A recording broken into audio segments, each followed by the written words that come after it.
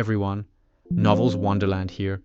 Thank you all for the love and support you've shown me and the channel. My Hero Academia: The Beginning Without an End, Chapter 83 to 90. The obstacle 1891 words. The raid on the Yakuza base had been scheduled for 8 a.m. sharp. The assembled forces stood before the traditional estate. It consisted of Night Eye Agency, Sir Night Eye, Lemillion, Bubble Girl, Centipeder, Deku. Ryukyu Agency, Ryukyu, Uravity, Nijire-chan, Froppy. Fat Gum Agency, Fat Gum, Sun Eater, Red Riot. Solo Pro Heroes, Rock Lock, Mr. Brave, Eraserhead. Alongside them stood more than 30 police officers. Veteran members wore bulletproof vests and reinforced helmets. The front line carried riot shields, prepared for close-quarters confrontation. Every face bore the same expression, seriousness mixed with determination. They had prepared extensively for this operation. Overhaul must be captured today. Sir Night Eye stepped forward and pressed the telecom. The bell rang once. He waited, then pressed it again. Still nothing. A third time. No answer. Sir Night Eye glanced toward Fat Gum, and gave a slight nod. Fat Gum stepped forward, drew back his arm, and punched. The wooden gate exploded under the force of the blow. Night Eye ordered. Heroes rushed in. Police followed in formation. They stopped almost immediately. Corpses lay scattered across the front garden. Fat Gum stared. What the hell? Sir Night Eye approached the enormous body thrown aside. He knelt beside it and placed a hand near the neck. After a second he spoke calmly. He is dead. Brave examined 3 more bodies nearby. These 3 are dead as well. Rock Lock's jaw tightened. Another villain must have attacked the Yakuza. Most likely to steal the drug secret. Sir Night Eye's gaze sharpened as he touched the corpse again. The bodies are still warm. They were killed recently. Whoever did this may still be inside. Rock Lock said. Which means we are stepping into a conflict between 2 hostile forces, instead of conducting a raid on a single organization. That introduces an unpredictable variable. Lemillion stepped forward urgently. Sir, we need to hurry. Eri could be in grave danger. Sir Night Eye nodded. We proceed. Halting the operation is not an option. However, we adjust our caution level. I will lead a group inside. Others remain outside to monitor potential exits. If we encounter some unknown individuals, be extra careful and try to understand their quirk first, being able to kill. Before further instructions could be issued, something shifted. Ryukyu's complexion drained of color. Beads of sweat formed along her brow. Froppy began trembling visibly, her eyes wide with fear. Stay away. Centipeder stiffened. Sun Eater lowered his gaze, breathing unevenly. Several police officers gripped their shields tighter, hands shaking. Sir Night Eye looked around in alarm. What is happening? Ryukyu bit her lip until blood came. The world darkened, she said hoarsely. And a monster appeared, moving toward me. Like UAs. She paused, then said slowly. That boy is close by.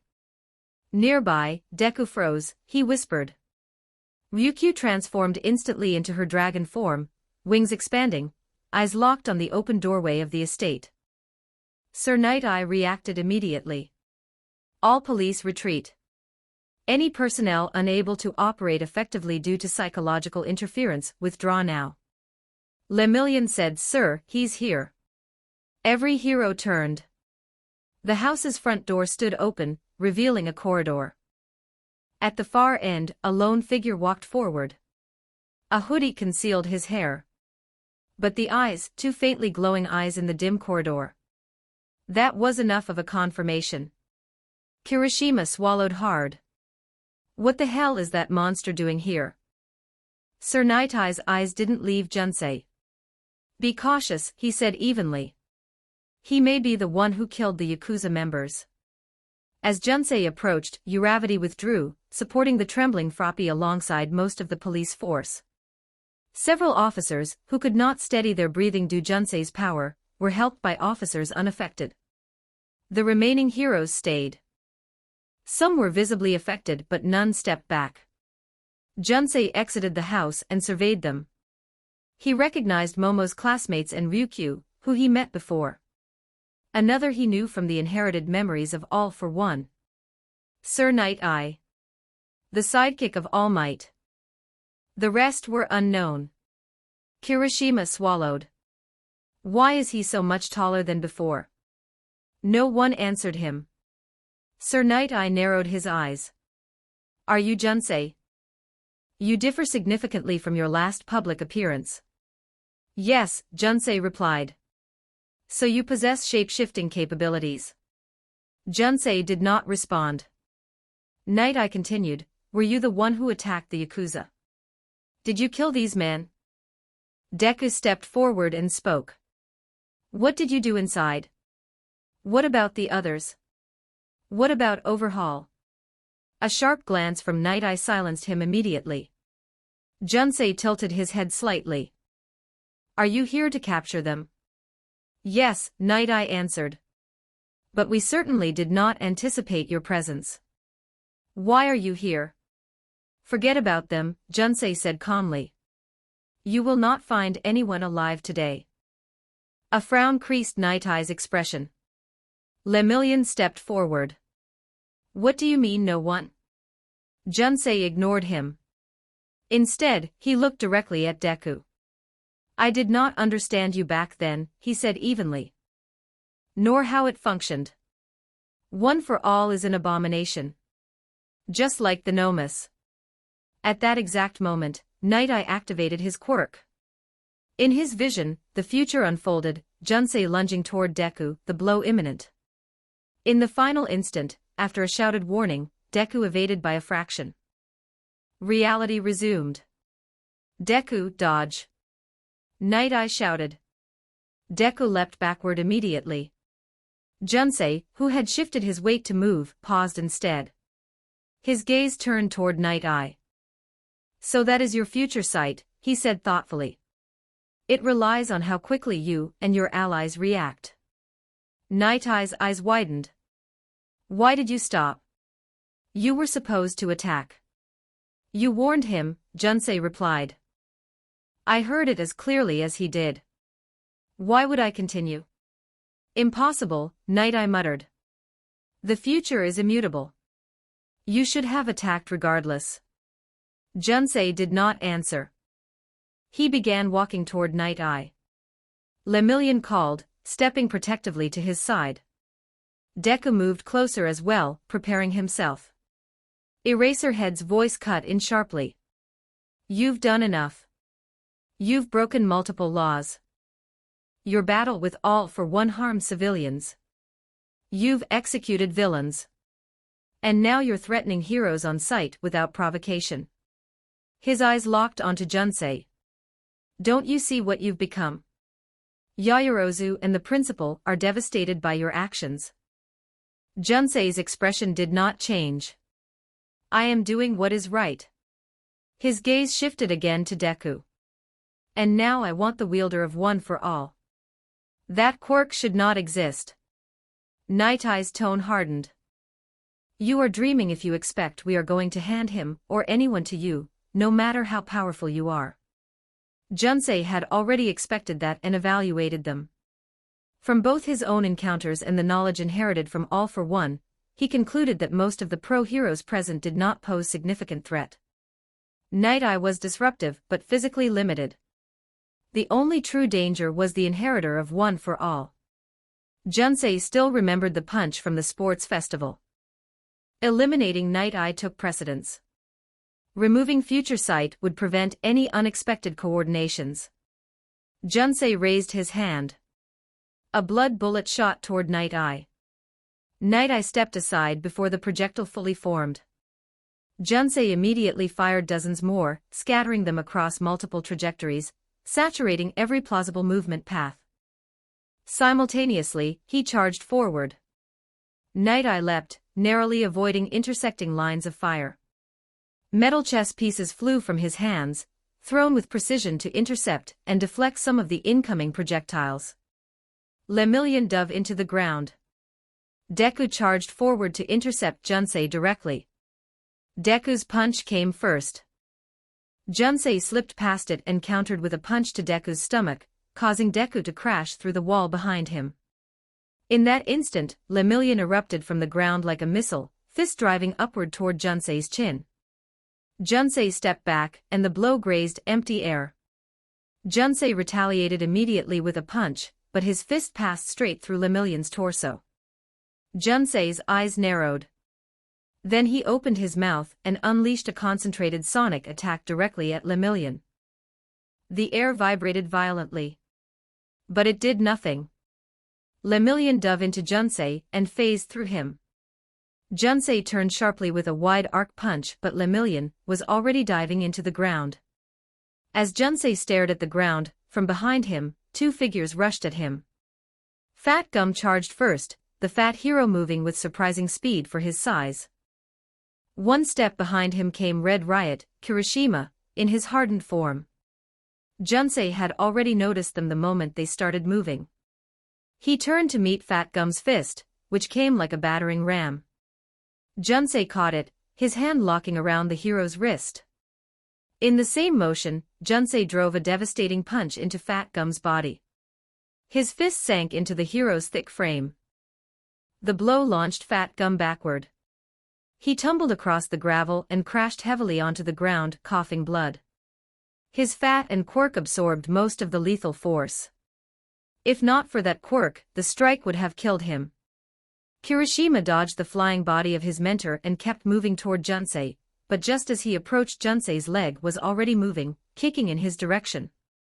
Kirishima raised both arms to block. The kick landed and the force was overwhelming for Kirishima.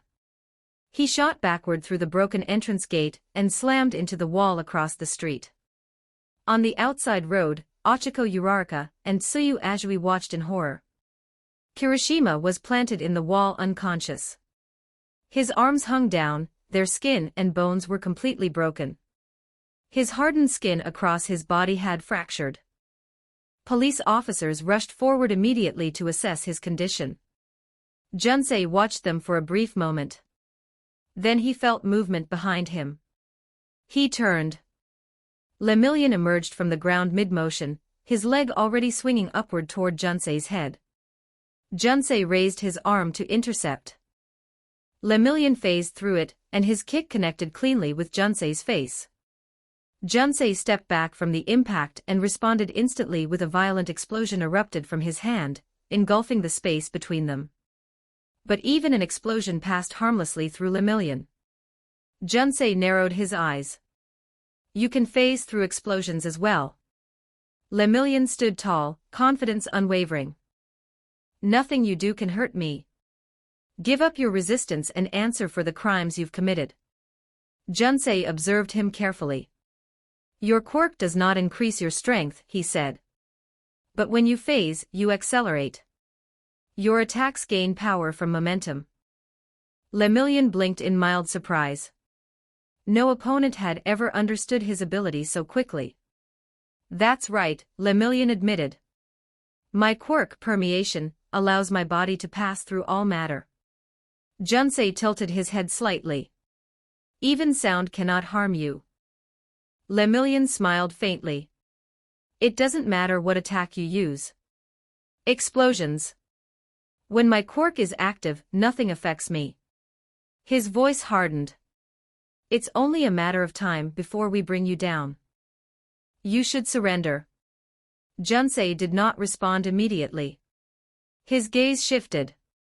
To the side, Izuku Midoriya had risen again, fists clenched, glaring directly at him. Behind Junsei stood the remaining heroes, waiting for their opening. Fat Gum had already forced himself back to his feet despite the blood at his lips. Sir Night Eye stood beside him calculating their next move. Individually, they were not powerful. But their quirks, future sight, permeation, one for all. Annoying combinations. Junsei stood still for a moment, measuring them all. Chapter 84, The Fall of Permeation. 2162 words. Junsei stood motionless for a brief moment, tracking every opponent surrounding him. His attention settled primarily on Deku's figure. The inheritor of One for All remained the greatest threat present. The rest were manageable as far as he could tell. Lemillion presented a different problem. His permeation made him untouchable while active. Junsei concluded that defeating him required either surprise or exploiting a possible limit to how long he could remain intangible. Both options required time Junsei did not want to waste on this. After a brief calculation, he decided the other heroes should be removed first. Reducing interference would simplify the fight, especially eliminating Sir Night-Eye. Junsei turned toward Night-Eye. Night-Eye's expression shifted instantly. "Cover your ears," he shouted. Junsei inhaled deeply, preparing to unleash a sonic attack. But the warning reached him as well. Junsei reacted immediately. Instead of screaming, he raised both hands and released a blast of fire and explosions toward the gathered heroes. A massive shadow moved. Ryukyu stepped forward in her dragon form, spreading her wings and body to shield the others. The explosion engulfed her scales instead. Night-Eye stared in shock. That is not what should have happened. Is he interfering with future sight? Eraserhead spoke beside him. My quirk had no effect on him. Yours may be the same. We cannot rely on it. Night-Eye nodded grimly. During their brief exchange, Deku and Lemillion attacked from two sides. Junsei ignored Lemillion entirely and focused on Deku. He moved to punch the approaching boy, but Deku abruptly stopped and leapt sideways. At that exact moment, Lemillion dropped low and surged forward, tackling directly into Junsei's legs. But the impact did nothing. Junsei remained rooted on the ground. Junsei glanced at Lemillion and attempted to kick him, but his leg passed through Lemillion, who began diving back into the ground. Deku seized the opening. He rushed in from behind and launched a jumping kick toward Junsei's head. Junsei sensed him. He jumped upward, evading the strike, and pointed his hand downward to release an explosion. Before the blast could be unleashed, Ryukyu's massive tail struck him across the side. Junsei was sent flying dozens of meters in the air. But before he could even start falling, another attack arrived. Centipeder attacked with his giant centipede appendage wrapping around Junsei midair. With all his strength, Centipeder slammed him down. The ground cracked beneath Junsei's body. Junsei barely had time to register the impact before another force struck. From beneath the earth, Lemillion erupted upward in a rising punch that launched Junsei back into the air. Deku followed immediately with another kick. Junsei raised his arm to guard. The blow landed with tremendous force, sending him crashing back into the Yakuza house. Wood and stone shattered under the collision. Lemillion smiled briefly. Nice one, Deku. Your timing was perfect. Deku replied. Night-Eye said, this is not the time. He is not using anywhere near the level he showed against AFO. The two refocused immediately. From the ruined house, Junsei walked out unharmed. Junsei evaluated the heroes again. Their coordination and timing were good. He could neither outmaneuver nor defend properly against their combined attacks. And several heroes were still not participating fully. After a moment's thought, Junsei altered his strategy. If speed and technique were proving inefficient, then he would overwhelm them instead. Junsei lowered his body.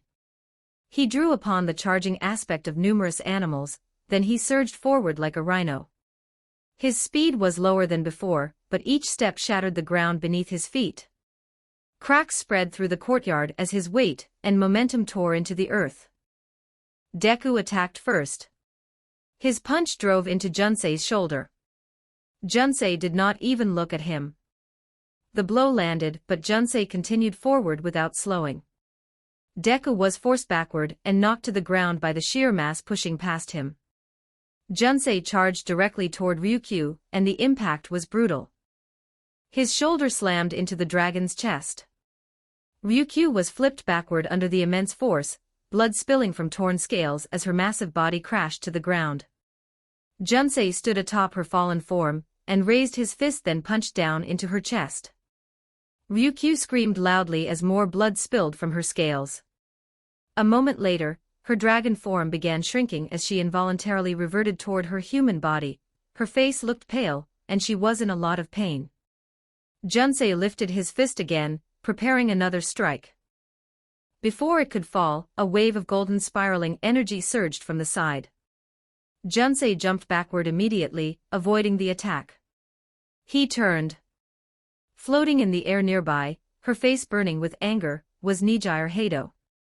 Golden spiral waves radiated from her hands.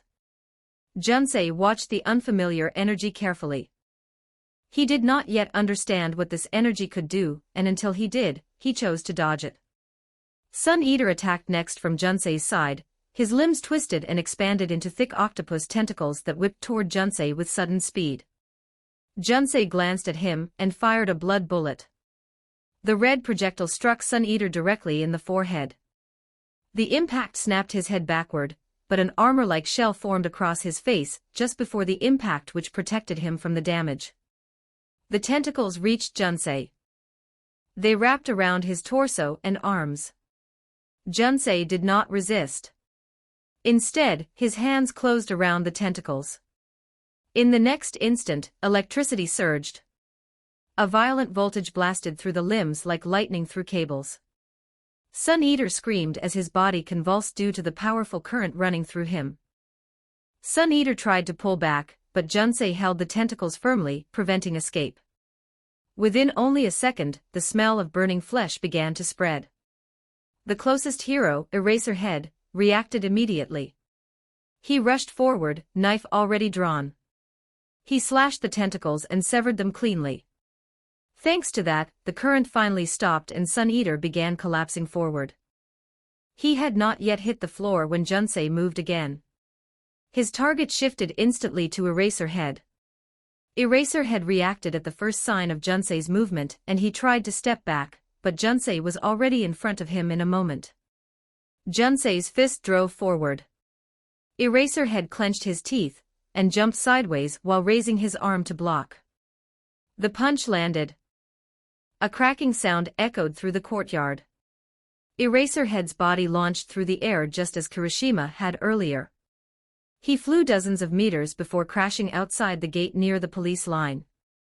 The people watched in horror his state. The knight hero had a broken arm with bones protruding out, and by the look of it he likely had several ribs shattered. Eraserhead tried to stand up but he coughed blood and collapsed. When the police saw that, they rushed toward him along with Uravity. Back in the house courtyard, behind Junsei, a voice roared. "You'll pay for that." Junsei turned. Lemillion charged forward, anger burning across his face. Junsei studied him briefly. How to kill him? Junsei pondered. Permeation rendered all attacks meaningless. He needed a way to take him by surprise. A distraction that would disrupt Lemillion's focus and leave an opening to strike. Lemillion closed the distance rapidly. Junsei extended his hand toward Lemillion's head. And when only a few inches remained between them, Junsei's hand began to glow like a firefly. Lemillion phased through Junsei completely, without any reaction to the light, and emerged behind him. Both turned simultaneously.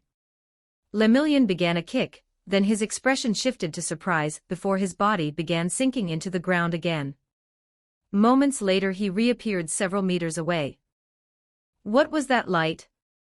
Lemillion demanded. Junsei did not answer. Instead he spoke calmly. Just now, you did not react until after you phased out. You were blind while your quirk was active. Lemillion clenched his jaw but remained silent. Junsei continued. And possibly deaf as well considering the sound attack from earlier. Lemillion did not deny it. He only stared at Junsei with a grave face. Junsei considered the implications. This reaction confirmed his suspicion.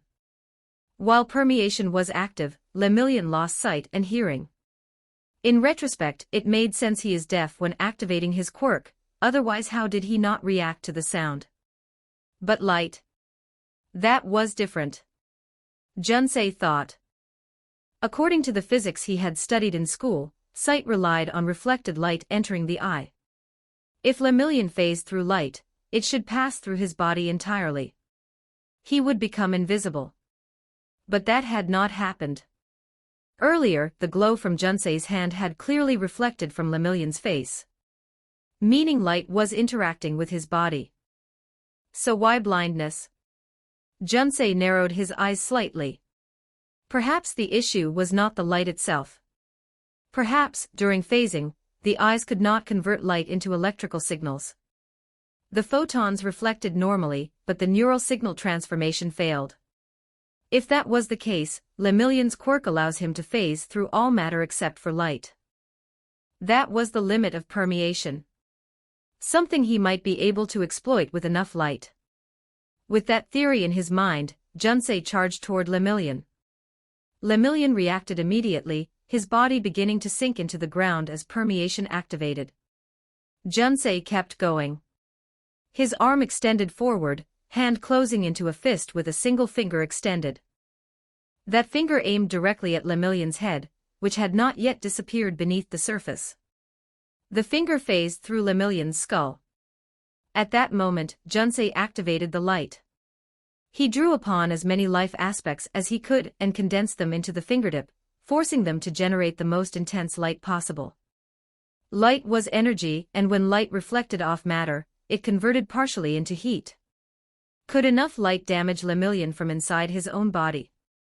Junsei did not know for sure. But there was no cost to trying. His hand slid downward along the path of Lemillion's head, keeping the glowing finger embedded within it while increasing the intensity of the light further and further. Then Lemillion disappeared completely beneath the ground. Junsei withdrew his hand. At that exact moment, Deku rushed forward again, leaping into a powerful kick aimed at Junsei's head. Junsei jumped backward, avoiding the strike. His eyes scanned the ground, searching. A second later, Lemillion emerged several meters away. The moment his body fully exited the earth, blood streamed from his eyes, ears, and nose. His body jerked upward as if thrown by invisible force before collapsing back to the ground. He did not move. The battlefield froze. Every hero stared in shock. They all knew how impossible it was to hurt Lemillion.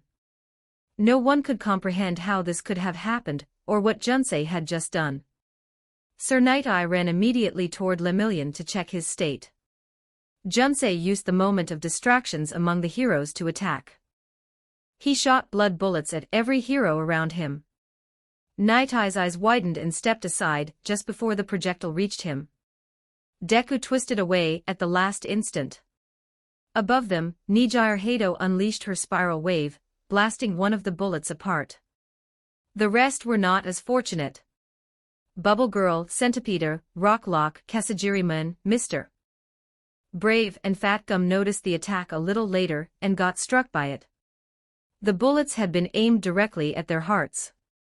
Most managed to shift their bodies by a fraction before impact, turning fatal blows into catastrophic injuries.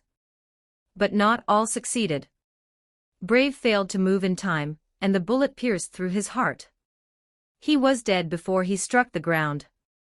Deku stared in horror at heroes falling scattered across the courtyard, blood pooling under them. "You monster," he screamed. Junsei did not even look at him. Instead he had already jumped, his body soaring upward toward Nijire.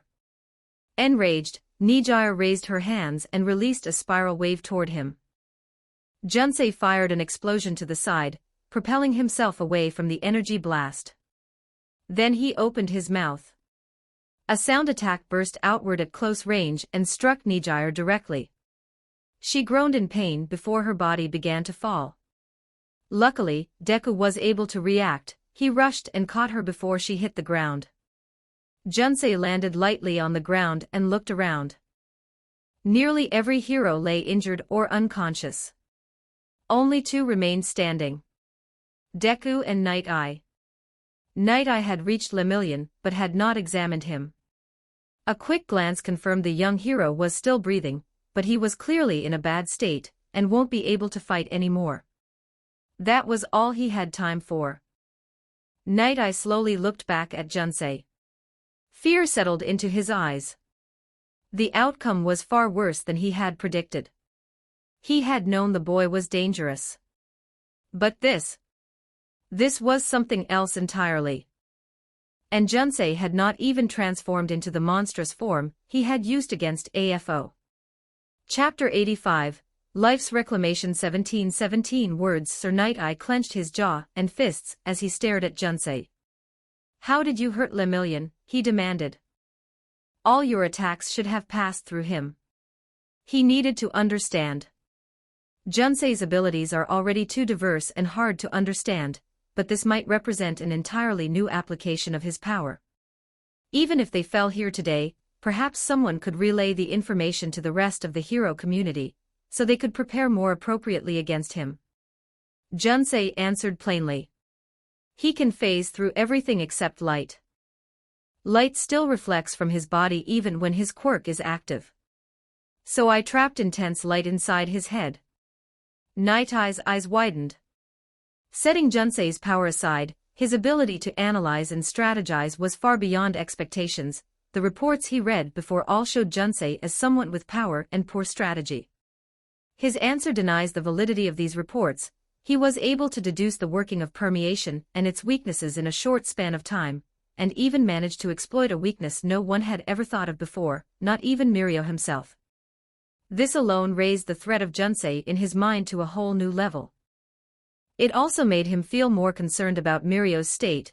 If what Junsei said is true, then he used heat converted from light to directly hurt Mirio's brain. Junsei continued calmly. I originally believed your quirk was the most annoying here.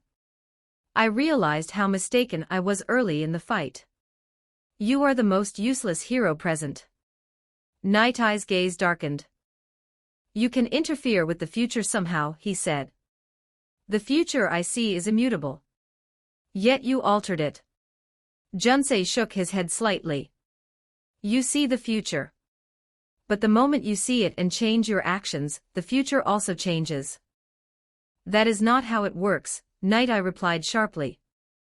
Junsei answered, if a future is known and someone acts to change it, the future changes. If no one tries to change it, then it becomes true. Anger flared inside Night Eye. He was being lectured about his own ability by the boy who had dismantled his entire operation. But Junsei had already dismissed him. Instead, he looked toward Deku, who was still holding Nijire Hado protectively. With the distractions gone, Junsei said, it is your turn. Deku's eyes widened. Then fury replaced shock. Distractions. He shouted. That's what all those heroes are to you. They're people. And you hurt them. His fists trembled. How can you do this? Just why? Junsei answered, I see nothing wrong in what I am doing.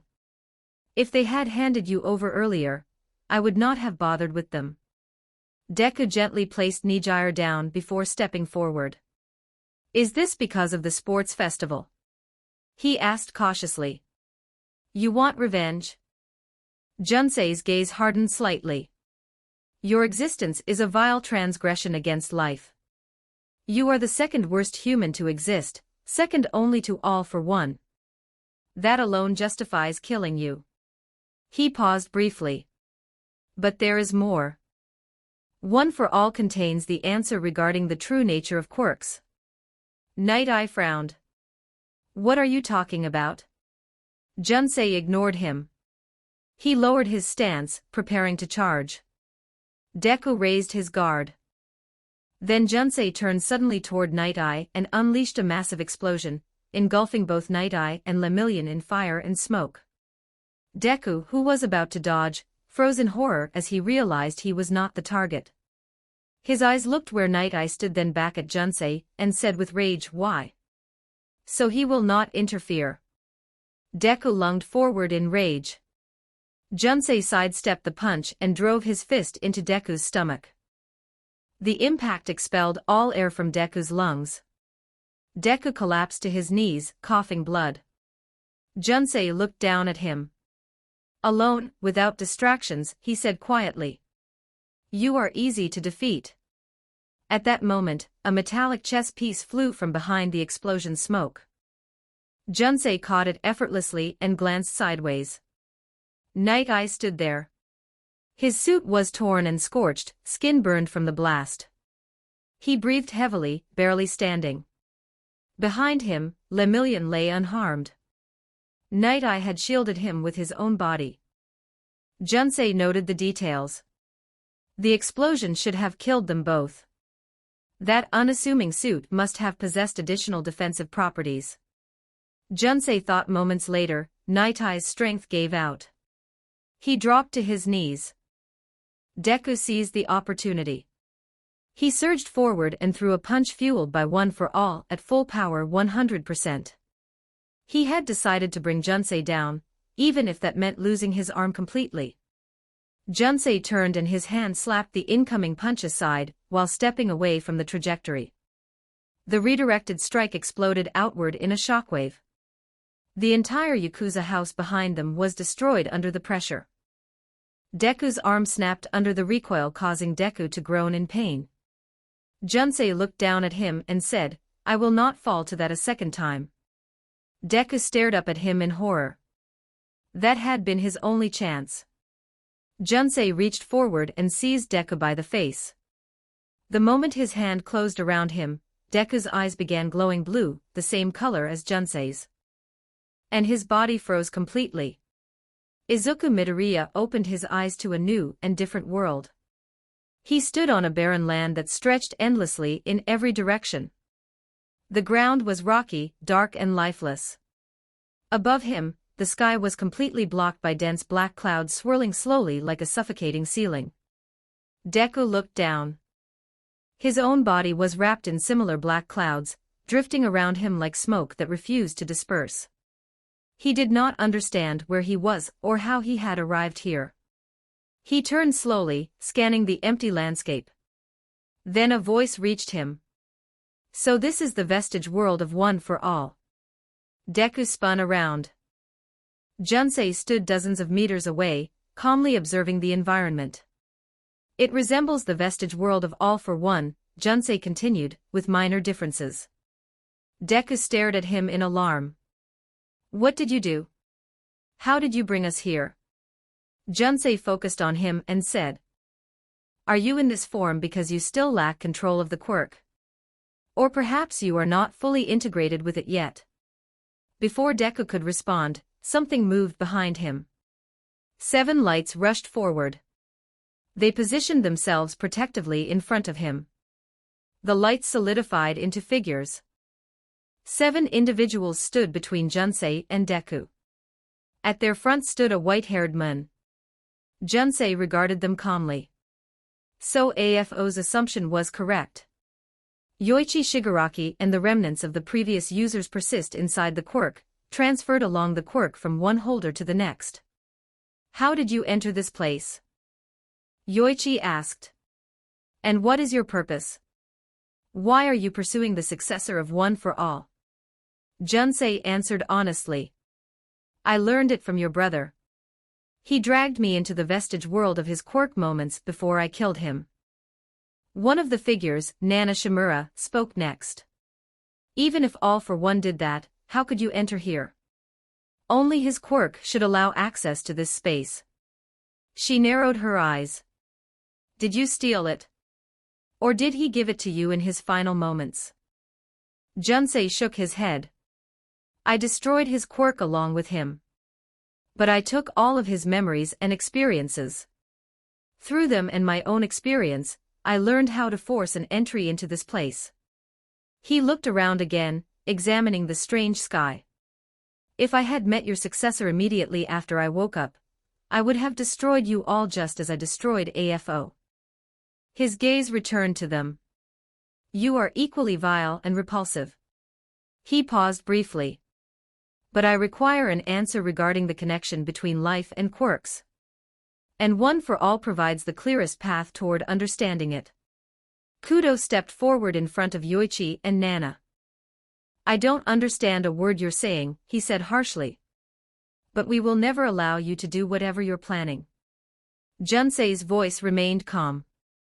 You cannot prevent life from reclaiming what belongs to it. As he spoke, the black clouds behind him split apart. Deku and the previous users looked upward as an enormous entity emerged from behind the clouds. Floating above the horizon was a massive blue planet. It hovered so close they could clearly see its continents, oceans, and swirling clouds. But its surface was fractured. Black cracks spread across the planet like deep wounds, marring its beauty.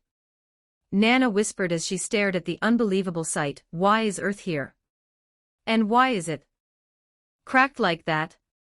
Below Junsei, the ground began to crack and blue light leaked from underneath. From those fissures, glowing plants and flowers began growing rapidly, their stems and leaves shining with an unnatural blue radiance. The cracks spread quickly across the barren land. Alarm spread among the previous users. Yoichi spoke urgently. Whatever he is doing must be stopped. Before anyone could move, Junsei spoke again. You cannot resist reclamation. Behind him, the fractured earth began glowing intensely. Pillars of blue light shot downward from its surface toward Junsei. The lights landed on the vestige world ground right next to Junsei. And when the light faded, massive shapes stood beside Junsei. Ancient towering creatures loomed over the users of One for All with immense presence. Hikage said in disbelief. Are those dinosaurs? The other One for All users all stepped back at the fearsome lineup. After a second of silence, Nana asked, This is not a quirk. It can't be one, right? No one answered her. But worry began to seep into their features. Then the ground between the two sides split apart violently. Clouds surged upward like a curtain. Junsei and everything beside him disappeared behind the shifting haze. Deku's eyes opened. He was back in the real world. He looked around in confusion. Beside him stood Fat Gum, now completely thin, clutching his bleeding chest and breathing heavily and looking somewhere. Deku followed his gaze. In the distance, dust rose. Deku immediately knew that must be where Junsei is. Are you okay? Fat Gum asked between breaths. What did he do to you? Deku hesitated before answering, I don't know. Chapter 86, Enemy of Humanity. 1628 words from within the drifting smoke, Junsei walked forward calmly. His hand covered his mouth. Blue smoke seeped between his fingers as he moved through the dust. His hoodie had been torn away during the battle, revealing long white hair that now fell past his shoulders. Across the ruined courtyard, Izuku Midoriya and Fat Gum watched him approach. Junsei lowered his hand, showing a completely unharmed face. I underestimated you, he said quietly. To stand up again and land such a powerful strike, you broke my jaw. Fat Gum stared in disbelief. You freak, he growled. How the hell are you still standing after taking that to the face? Junsei didn't speak, instead his eyes focused on Deku. The life surrounding the boy had diminished significantly. Half of it only remained. Junsei's theory solidified. Life was stored within quirks, and it could be reclaimed. You still have half left, Junsei observed. Deku felt a chill run down his spine at the way Junsei looked at him. Fat Gum stepped forward despite the blood pouring from his chest. If you want to touch him, he said firmly, you'll have to go through my dead body. Deku turned toward him. Please. You have to. His words never finished. Junsei appeared in front of Fat Gum. His hand landed on the hero's head. An explosion erupted instantly from his hand, it was small but violent. And almost instantly, Fat Gum's body collapsed backward. Deku stared in horror at the body. Through the thinning smoke, he could tell the body lying before him had no head. Deku's eyes trembled as he slowly lifted his gaze toward Junsei. Junsei said, humans' instincts are flawed, with a roar of rage, he jumped to his feet and threw another punch with his other arm. 100% one for all. Junsei stepped aside casually, allowing the blow to pass him harmlessly. Deku groaned from the recoil, but this time his arm did not break. And before he could react further, Junsei grabbed him by the throat and slammed him into the ground. You became slower, Junsei muttered. And weaker. His eyes studied Deku carefully. Are all quirks affected like this, or only one for all? Deku glared up at him through pain. You damn villain, evil monster. You're no different from all for one. Junsei answered. I am better. His grip tightened. His fingers began to crush Deku's neck. Then a shout interrupted him. Junsei paused and looked up. Uravati was running toward them, her face pale with fear. In her hands she held a phone. On its screen appeared the face of Yayorozu Momo. She was the one who had spoken. Please, Junsei, Momo said desperately. I beg you, stop this. You've already hurt too many people. This madness has to end. You can still make the right choice. Junsei looked at the screen calmly as he replied, I am already on the right path. Momo said, her voice trembling. You're killing people. You're hurting everyone around you. How could that possibly be right? Junsei replied without hesitation. You know the answer. I am doing what must be done. His voice remained steady. I am an enemy of humanity. Momo stared at him through the screen. Do you truly believe that? She asked quietly. Do you truly think there is nothing wrong with what you're doing? Junsei's eyes did not show any doubt or remorse as he answered, humans must die. Their end will restore the world to what it should be. Silence passed between them. Then Momo asked quietly, years ago. Sykes and the others, were those deaths you're doing? Junsei answered. Tears filled her eyes. You really are a monster, she whispered. I can't believe how foolish I was. Junsei watched her for a moment. You are a good human, he said. Momo said through her tears, just leave my friends alone. Junsei did not respond immediately. Then he released Deku's throat. Junsei stood. They can leave this time, he said calmly. But the next time I face humans, I will kill everyone. Junsei turned and jumped away. He did not know why he had listened to Momo. But it did not matter.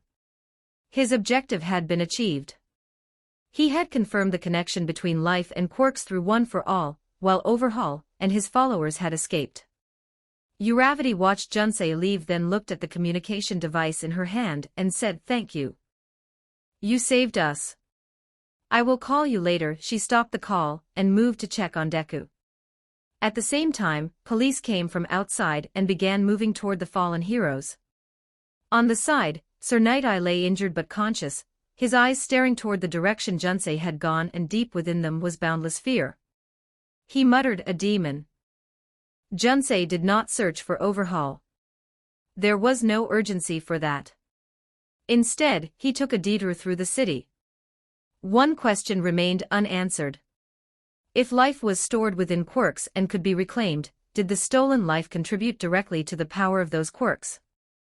In the case of One for All, Deku had clearly become weaker and slower after Junsei drained part of that life. Would similar effects happen with other quirks? Junsei needed confirmation. As he moved across Muzutafa's rooftops, he observed the people below with quiet attention. Most carried little life. Then he noticed her. A blonde woman walking casually down the street. She wore ordinary civilian clothes. Nothing distinguished her from the other pedestrians. Yet the life around her was unusually dense. Junsei stood atop a nearby building and watched her. Compared to the people he saw earlier, she carried a considerable amount of life. He scanned the area. There were no heroes, observers or any other distractions, so Junsei dropped from the building directly toward the woman. Before she could react, his hand touched her neck.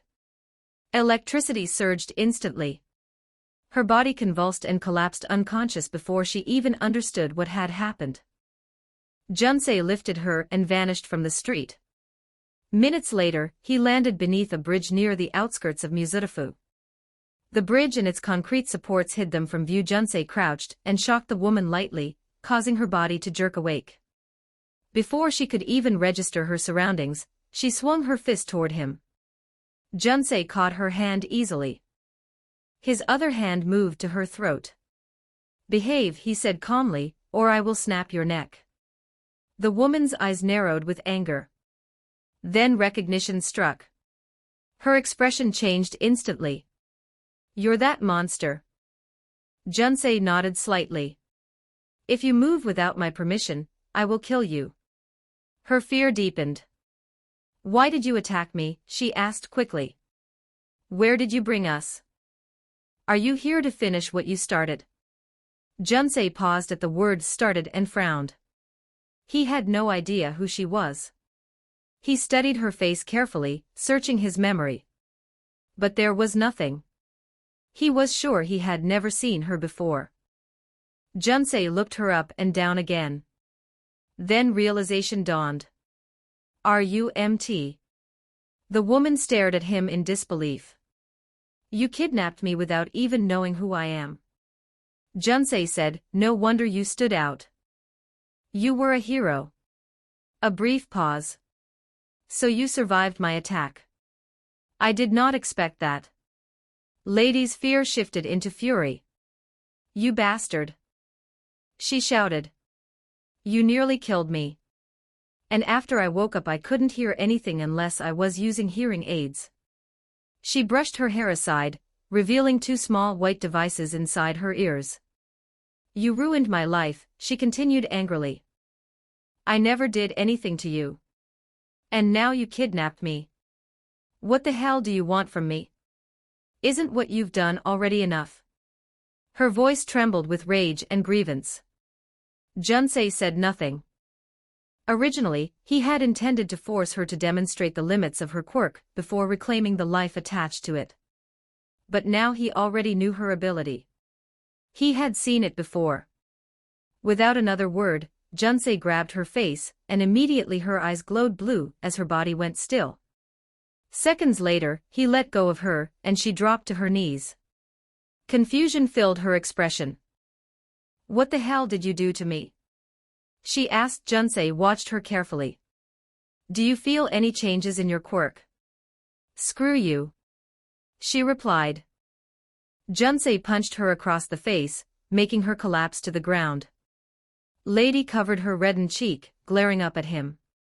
"You bastard. Hitting a lady like that, what do?" Junsei kicked her in the stomach with enough force that her body flew several meters and smashed against the concrete support of the bridge.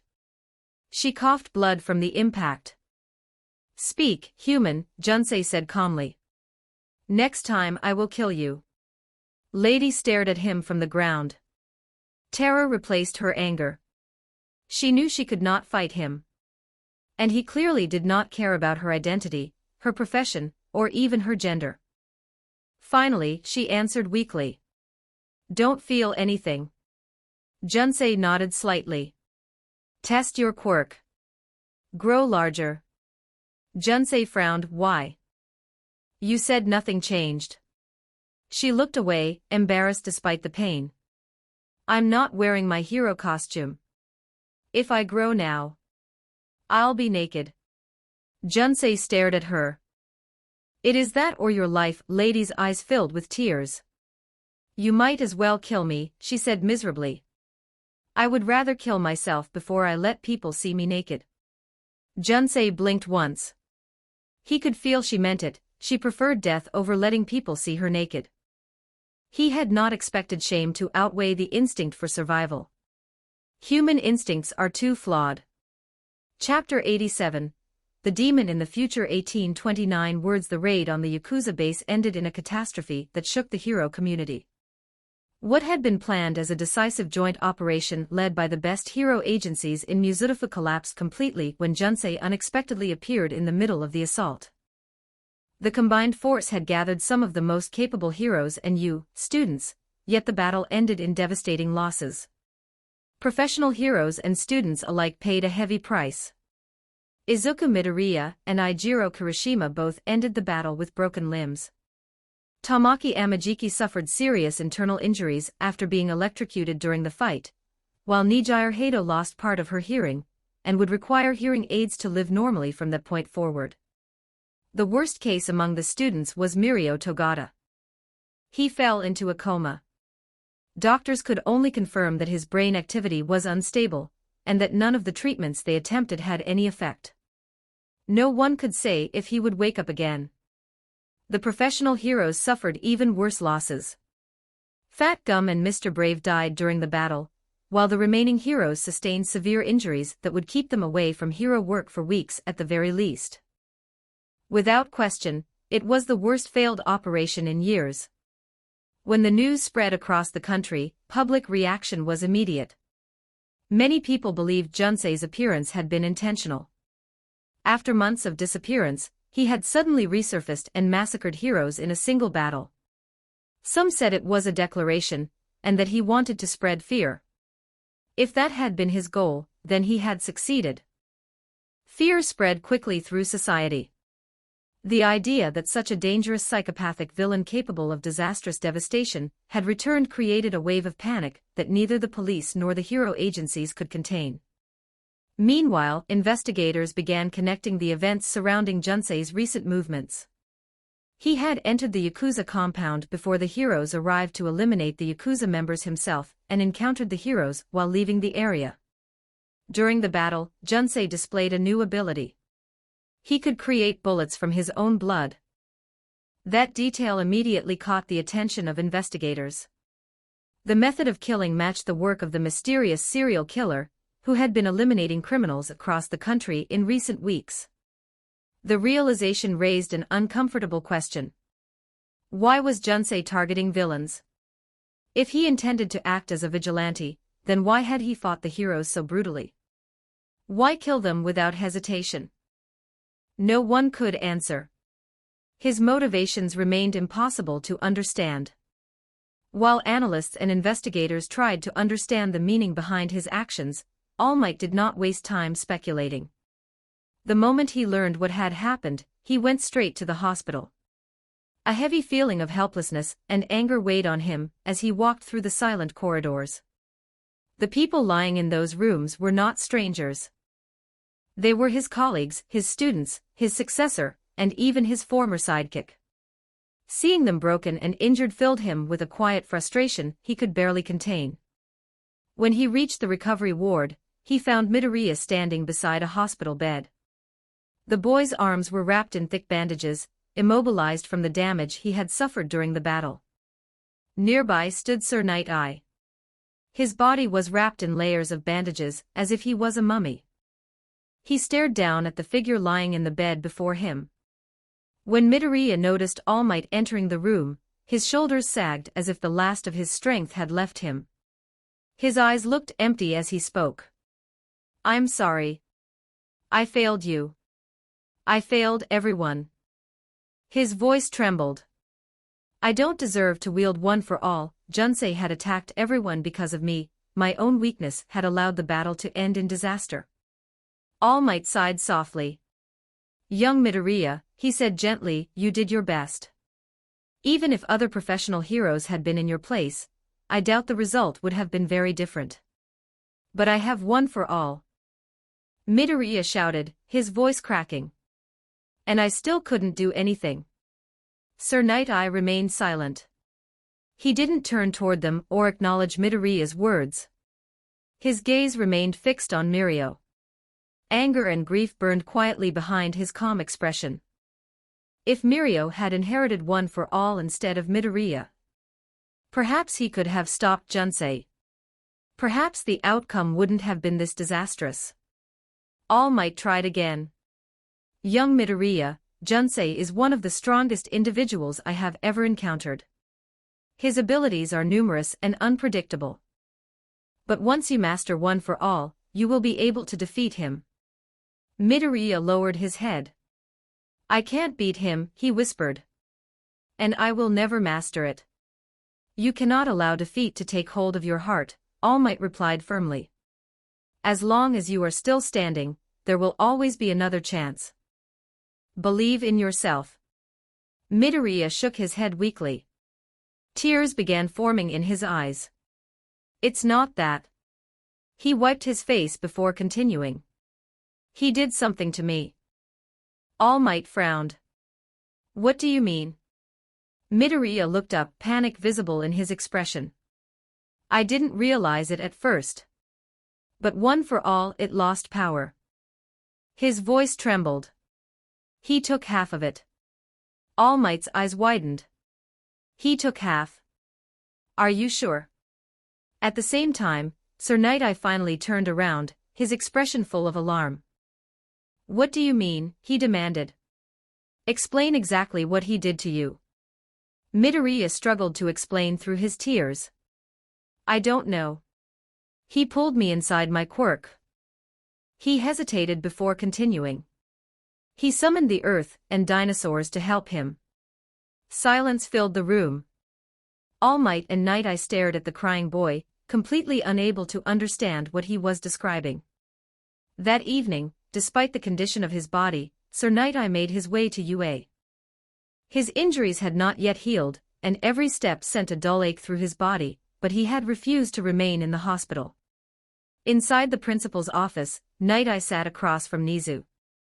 Beside him stood All Might, his expression unusually grim. The two heroes carefully relayed everything they had learned from Midoriya.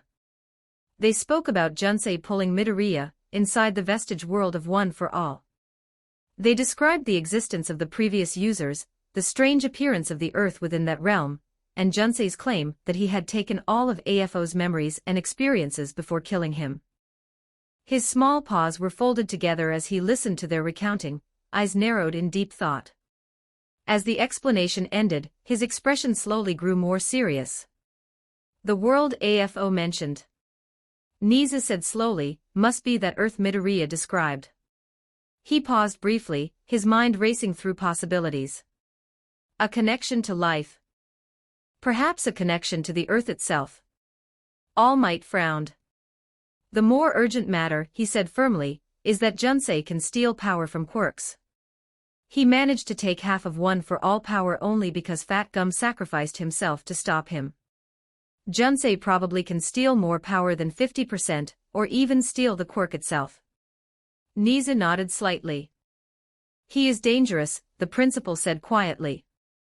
And he is becoming more powerful by the day. Night Eye spoke, the most frightening aspect of that monster is not his power, he said, his voice steady but tense. It is his ability to judge and adapt. During the fight, he analyzed Mirio's quirk in real time, and discovered a method to bypass it. He paused.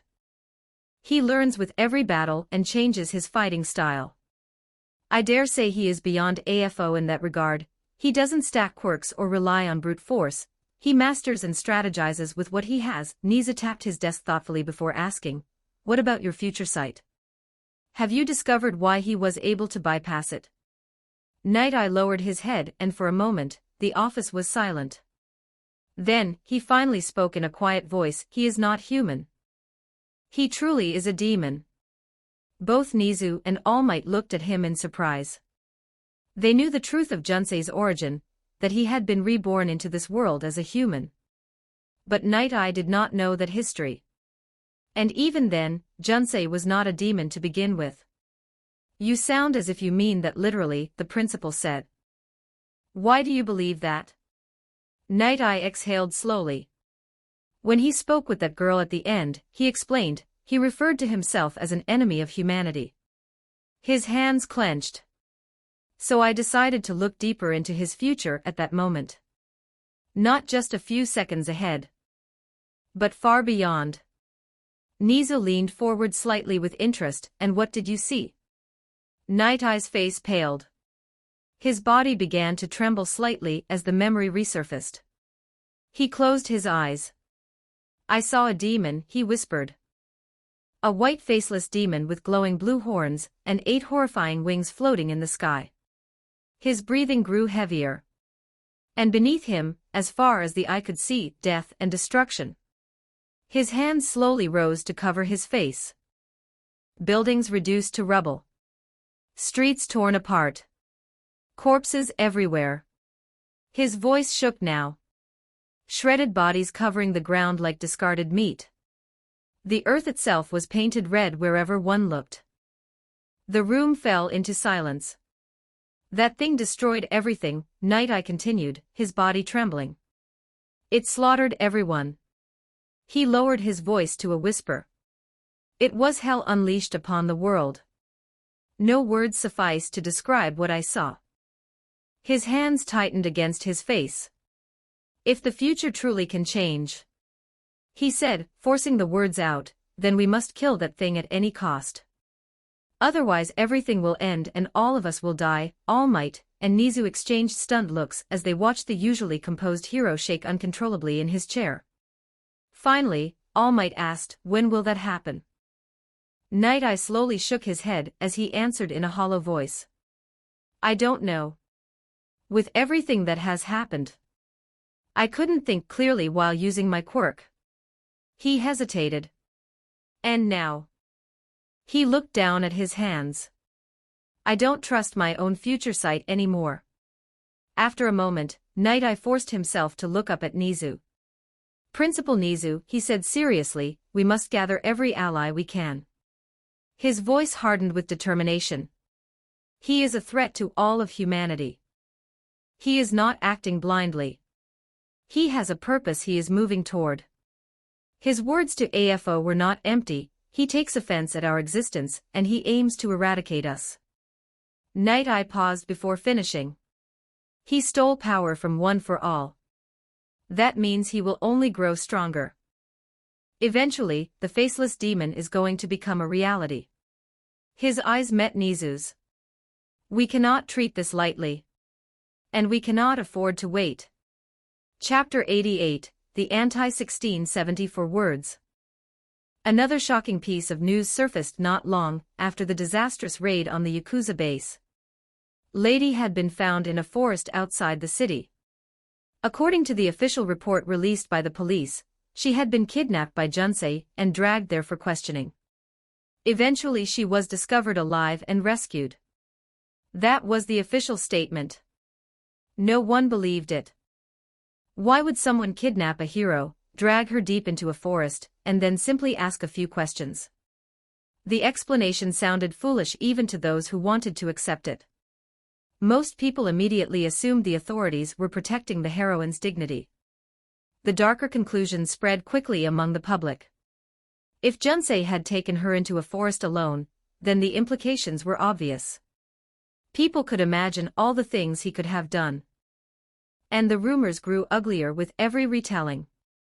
Speculation turned into outrage, sympathy, and anger. Citizens rallied online and in public forums to support the poor heroine, who had supposedly suffered under the hands of the monster known as Junsei. The situation only worsened when rumors began circulating that MT Lady intended to retire from hero work. That piece of information ignited the rumors even further.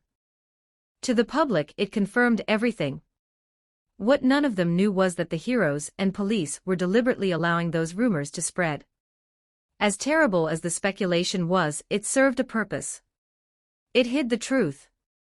The real reason for MT Lady's retirement was far more alarming. Junsei had permanently weakened her quirk. Her ability had regressed to the level it had been during her early school years, stripping away years of growth and development. For a professional hero whose career depended on that power, the damage was devastating. But revealing that truth to the public would have been far worse. To the authorities, the implications were terrifying. Junsei had demonstrated the ability to weaken quirks in a way disturbingly similar to AFO's quirk stealing. The fact he had so many abilities gave credit to the belief he was capable of stealing quirks or stealing their power partially. This meant they were facing a villain even more dangerous than the demon, who had ruled the underworld for generations. The information was classified immediately. Hero agencies and the police suppressed the details to prevent public panic and to stop opportunistic villains from rallying behind a new symbol of chaos. While the world argued and speculated, Junsei continued his experiments. He moved quietly through the city, hunting individuals with excessive stolen life and observing how removing that life affected their quirks. After many tests, his conclusions became clear. A quirk behaved like a muscle. But it required two types of fuel. The first was usage. The more a person relied on their quirk, the stronger it became. The second was life taken from the world. To Junsei, the conclusion was obvious. Removing quirks freed life from humans. And it revealed something even more repulsive about humanity. They stole life from the world to empower themselves, without even realizing it all. Their greatest sins had always been greed and consumption. Even their evolution had been built upon those impulses. The realization only strengthened Junsei's beliefs about humanity as a whole. Their existence depended on taking from the world until eventually nothing remained. Once that conclusion settled firmly in his mind, Junsei turned his attention back to Overhaul. Right now, that man represented the only viable path toward ending the age of quirks and freeing life across the world. Junsei needed to find him again. He spread his awareness across the city, using birds and insects as his eyes and ears. For hours he searched. Eventually, he found the man. Overhaul was hiding in another traditional house on the opposite side of the city from his previous base. Junsei immediately made his way there. When he arrived, he jumped over the wall and landed directly in the garden. Several Yakuza members were stationed there. They froze the moment they saw him. Junsei looked at them calmly. "Where is Overhaul?" Before anyone could answer, a man wearing white clothing and a mask similar to Overhaul's stepped out from the house. "He is inside," the man said. "We have begun setting up another laboratory to continue our work." He gestured politely. "Please follow me." The man turned and walked back inside, and Junsei followed silently. Behind them, the remaining Yakuza stayed where they were, their faces stiff with unease.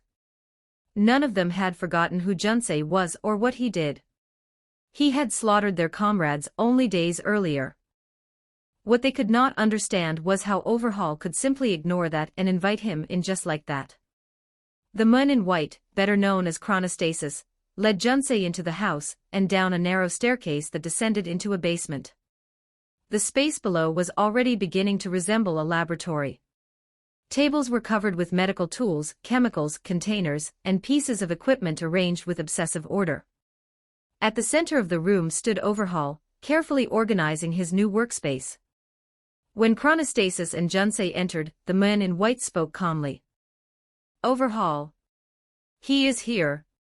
Overhaul turned. His eyes settled on Junsei, studying him quietly for a moment before speaking. "I must admit," he said, "I had doubts about whether you would truly assist us. But after seeing the news, after seeing what you did to those heroes, I began to believe you." He tilted his head slightly. "I am curious. How did you find us?" Junsei did not answer the question. "Show me," he said, "that you can create a bullet or drug capable of removing quirks." Overhaul chuckled faintly. "Straight to business." He gestured toward the work table. "I can't say I dislike that." "Very well. Come here." Junsei stepped closer. Overhaul gathered several vials filled with different chemical substances. Then, he poured all of them into a bowl-shaped container resting on the table. The liquids mixed together. Then Overhaul removed one of his gloves and placed his bare hand inside the bowl. The materials immediately began to shift and distort. The liquid mixture hardened and reshaped itself under the influence of his quirk until it formed a rough, white stone-like mass. Overhaul withdrew his hand. "Using my quirk along with these chemicals," Overhaul explained, "I can produce this base compound." Next, he picked up another vial. Inside it was a dark red liquid. "This," Overhaul said calmly, contains blood from Eri, along with a small piece of her flesh. Junsei watched him closely. By mixing this with the compound, Overhaul continued, the quirk factor within the blood and tissue acquires a unique property. It begins to target quirks themselves and destroy them. Overhaul uncorked the vial and poured the blood over the white rock. Almost instantly, the stone began to dissolve. The liquid thickened as the reaction progressed, condensing until only a small quantity of dense, crimson material remained. Overhaul tapped the container lightly. This is the substance we place inside the bullets. Once it enters the body, it erases the quirk. You are free to take it and test it as long as the targets are not my subordinates. Junsei considered the result silently before speaking. So for this process to work, your quirk is required, as well as the blood and flesh of the human called Eri. Overhaul nodded. That is correct. Overhaul was gambling. By revealing the entire method to Junsei, he was forcing Junsei to choose a side. If Junsei truly wished to erase quirks from the world, then witnessing the process firsthand would encourage cooperation. And if Junsei had been lying, if he simply wanted the drug for himself, then this demonstration would show him that he could not replicate the process alone. Either way, Junsei would need Overhaul. And Overhaul would gain an extremely powerful ally. Junsei frowned slightly. This amount is insignificant, he said. If you intend to remove quirks from all humans, you will require far more. Overhaul nodded again. Our production is limited. I am searching for a method to mass-produce the compound, but the research requires time. Junsei's gaze sharpened. Chronostasis answered, progress is difficult, he said calmly. More importantly, we are limited by how much material we can harvest from Eri. At the end of the day, she is still a human. We cannot extract endless quantities of blood and flesh.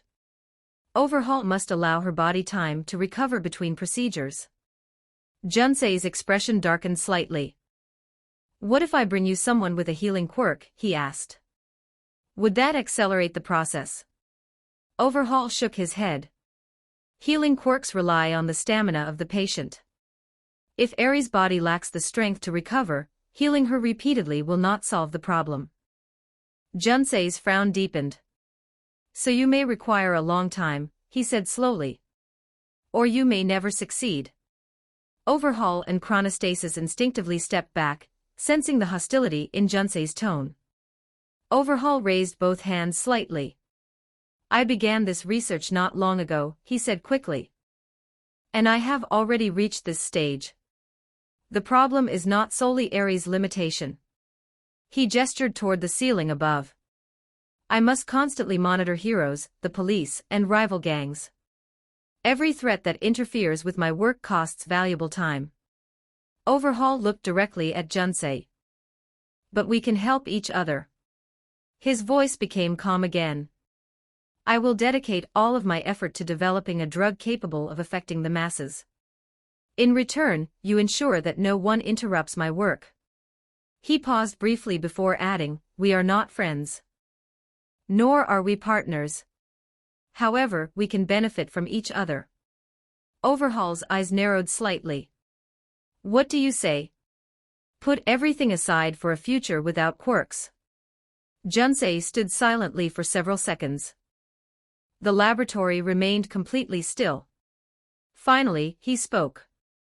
I will protect this place. Then he added coldly, but do not expect anything more from me. Overhaul nodded once. The arrangement had been made. Chapter 89, A Different Path. 1794 words. Several days passed after the agreement between Junsei and Overhaul. Junsei kept his word. He remained in the area surrounding the house, quietly watching for any sign of approaching heroes or police forces. From the rooftops and shadows of nearby buildings, he observed the streets with cold patience. Whenever unfamiliar movement appeared in the distance, he investigated immediately.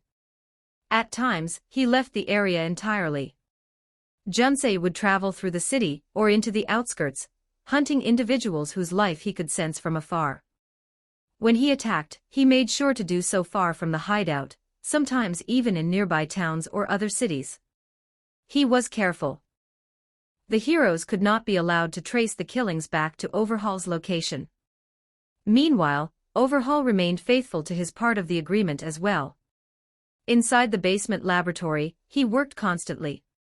Day and night, he experimented with chemicals and fragments of Ares' quirk factor, searching for a method to mass-produce the quirk-erasing drug. The interaction between Junsei and the Yakuza group remained minimal. They rarely spoke. However, silence did not remove the tension. Many of Overhaul's subordinates watched Junsei stalking them silently and felt anger and fear at his presence. They had not forgotten that he had slaughtered several of their comrades. But they knew very well that none of them could challenge the monster their boss had chosen to cooperate with. So they endured his presence. 1 week into his watch, Junsei sat quietly in the shade of a nearby building, observing the hideout from a distance. The afternoon sun stretched long shadows across the street as people moved about their daily routines. Then something unusual caught his attention. A small figure slipped through the gate of the Yakuza house. A little girl. Junsei frowned slightly as he watched her. Her hair was bluish-white, and a small horn protruded from her head. She looked around nervously before beginning to walk away from the house. Junsei had been monitoring the area for days.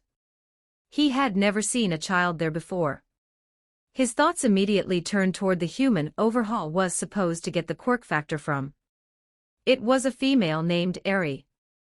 Was that child Eri? Junsei moved. Next, he stood directly in front of the girl. Eri froze instantly. She looked up slowly at the tall figure standing before her. 2 cold blue eyes stared down at her without blinking. Her body began to tremble. She took a step back. "Are you Eri?" Junsei asked. Eri said nothing. She took another small step backward and nodded weakly. Junsei tilted his head slightly. "Did Overhaul allow you outside?" he asked calmly, "or did you sneak out?" The girl's eyes filled with tears. Sorry," she whispered quickly. "I won't do it again." Junsei watched her silently. Only then did he notice the bandages wrapped around her arms, neck and parts of her legs. He remembered what Overhaul and his subordinate had explained. They harvested blood and flesh from her body. These bandages were likely covering the wounds from those extractions. Junsei frowned as he continued observing her. The trembling and the fearful eyes. The way she apologized instinctively. It reminded him of the children from the memories of AFO. AFO had used helpless children as experimental material for his ambitions. Junsei realized something uncomfortable. In a different way, he was doing the same. He had allowed Overhaul to continue the process because it served his goal. The only difference was that he had not personally participated in the cruelty. Junsei did not care about human life. Children and adults were the same in his eyes. But seeing the girl now forced an unsettling thought into his mind, a thought he didn't consider before. He was acting like AFO through a different path, and that disgusted him. Even worse, he had to continue acting like him to achieve his goal. While he was thinking about his own actions and choices, Eri watched him nervously as he remained silent in front of her. "Are you not going to make me go back?" she asked quietly. Junsei said nothing. Logically, he should send her back inside. Her quirk was essential to Overhaul's research. If she escaped, it would slow the progress toward erasing quirks from the world or completely stop it. But forcing her back means he is the same as AFO. Would claiming it was for the sake of life change anything? No, the act is the same. If he let her go, he would be abandoning the chance to free life from humanity. If he forced her back, he would be embracing the same cruelty and greed he despised in humans. Junsei felt an unfamiliar conflict stirring within him. Either choice felt wrong. Eri continued watching him, unsure what the strange man was thinking. "Can I go?" she asked hesitantly, fearing the answer she would receive. Junsei finally spoke. I do not know what I should do with you. Hope flickered briefly in Eri's eyes. I won't tell anyone you saw me, she said quickly. Junsei looked down at her. You are needed for something important, he said slowly. But I do not want to become human. He looked upward toward the sky. Why am I thinking like this? Why is it so difficult to find a solution? Eri hesitated for a moment before speaking again. Take what you want, she said quietly. Then let me go. Her voice trembled. It's scary inside there and it hurts. Junsei looked back at her in silence. A thought appeared in his mind, one he had never considered before. Could he take a quirk from someone the way AFO had? He could enter the vestige world of a quirk. But what would happen if he tried to consume it entirely? Would he be able to replicate AFO ability? Junsei's thoughts accelerated rapidly. Then his hand moved. He placed it on Eri's head. The girl froze in fear and squeezed her eyes shut. For a moment, nothing happened. Then she opened them again, and they were glowing blue. For several seconds, Junsei and the girl remained frozen in place. Her eyes stared up at him without blinking. Then Junsei removed his hand.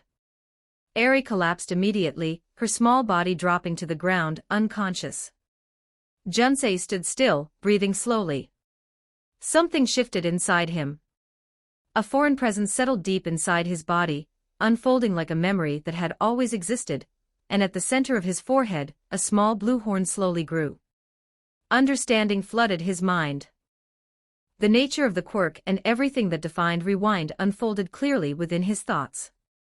The horn flickered faintly as Junsei felt more familiarity with the quirk. Then he looked down at the girl lying on the ground. The horn that had once grown from her head was gone. She was now quirkless. Junsei watched her quietly for a moment before bending down and lifting her unconscious body into his arms. Then he walked toward the Yakuza house. When he entered the building, he was welcomed by Overhaul and several of his subordinates. They had gathered in the front of the house, clearly preparing to leave. Overhaul's gaze shifted toward the entrance, and the first thing he noticed was the girl in Junsei's arms. You caught Eri, Overhaul said calmly. That is good. We were just about to start searching for her. Junsei walked forward. I reconsidered something, he said. Overhaul narrowed his eyes slightly. I do not like the way you are using her. The air grew tense instantly. Overhaul frowned. Are you feeling sympathy for her? He asked. His tone remained controlled, but irritation crept into his voice. I am ensuring her survival while conducting my work. She is an essential component of our plan. Without her, we cannot continue. And even after we are done, I still need her safe and sound. He paused. Or are you abandoning the goal you claim to support? Junsei knelt and placed Eri on the floor. Overhaul and his men tensed further. They were prepared for violence. Junsei stood again. You are progressing too slowly because of your limitations, he said. Then he added calmly, his right hand gripped his left arm. Before anyone could react, Junsei tore the arm off.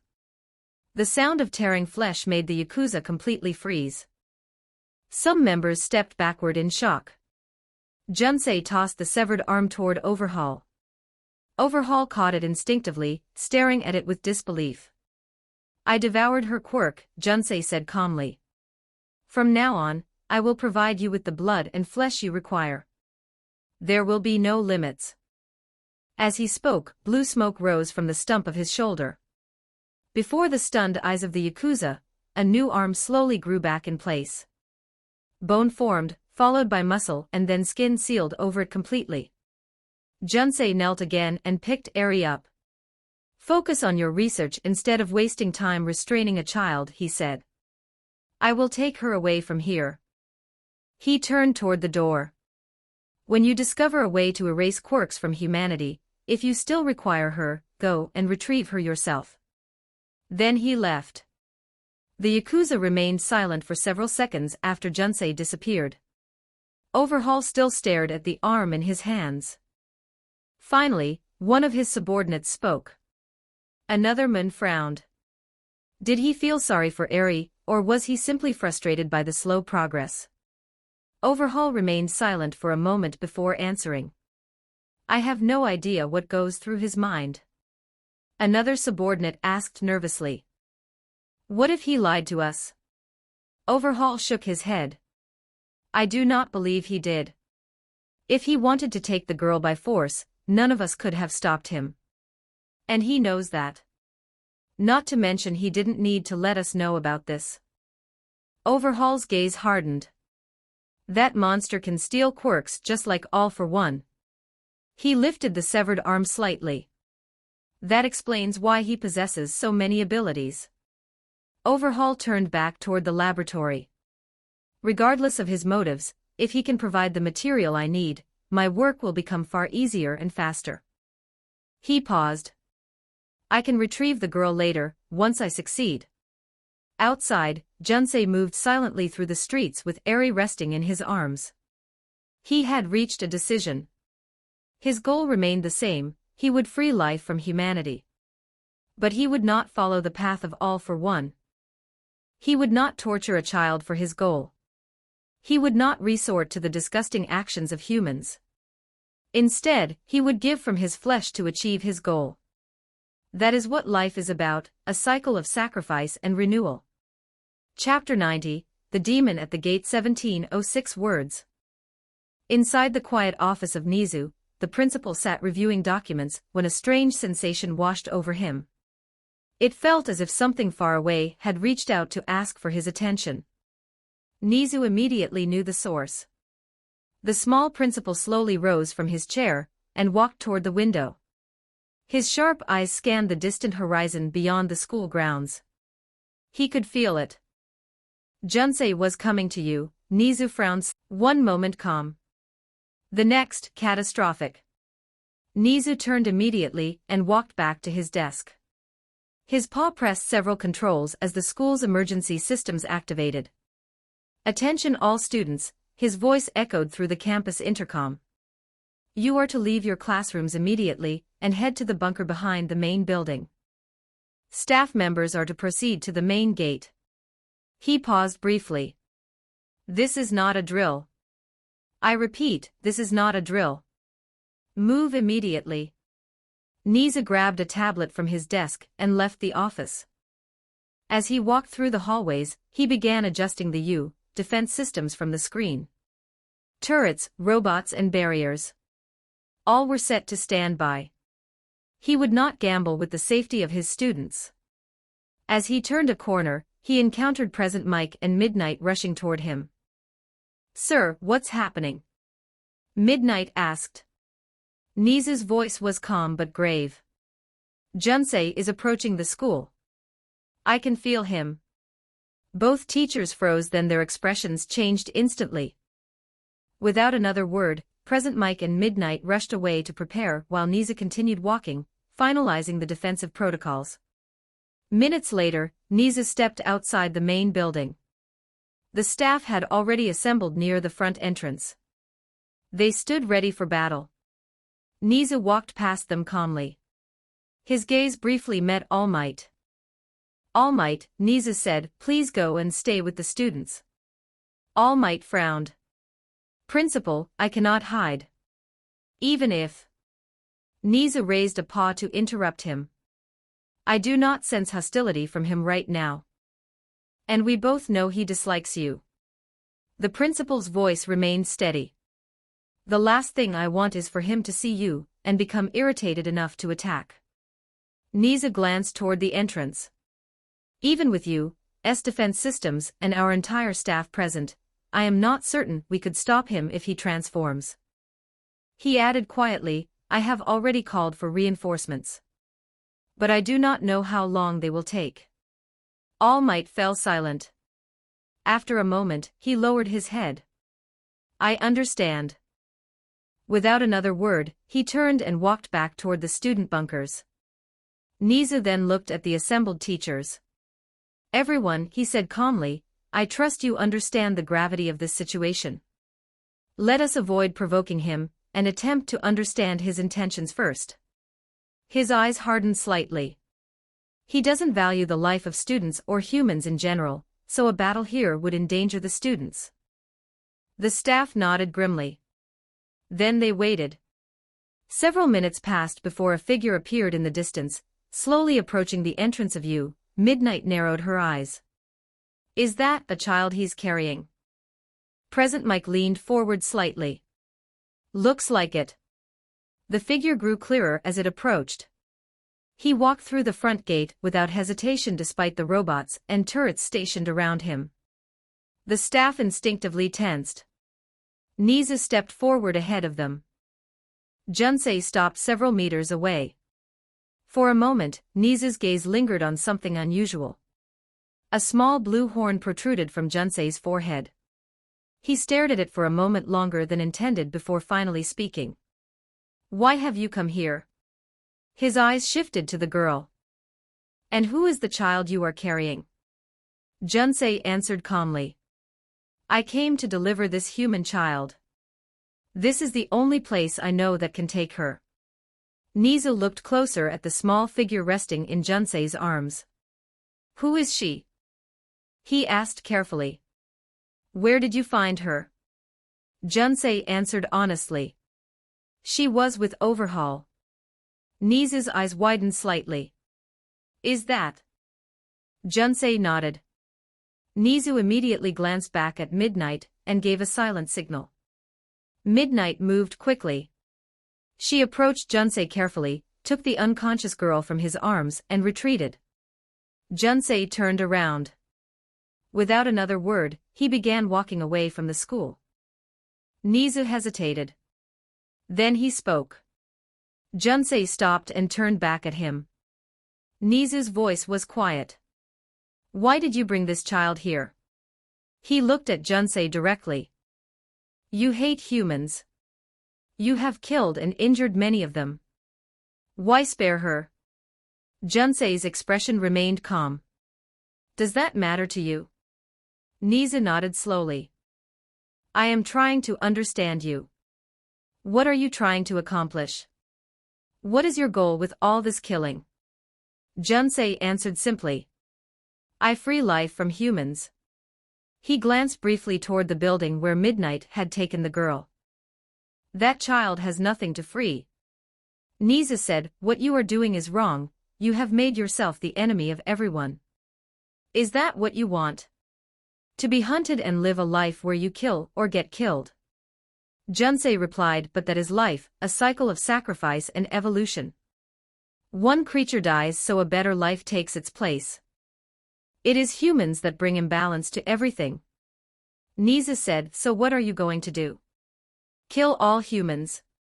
Junsei said, I can't do that, but I can restore balance as much as I can. Niza said, and if you could? Would you kill all humans?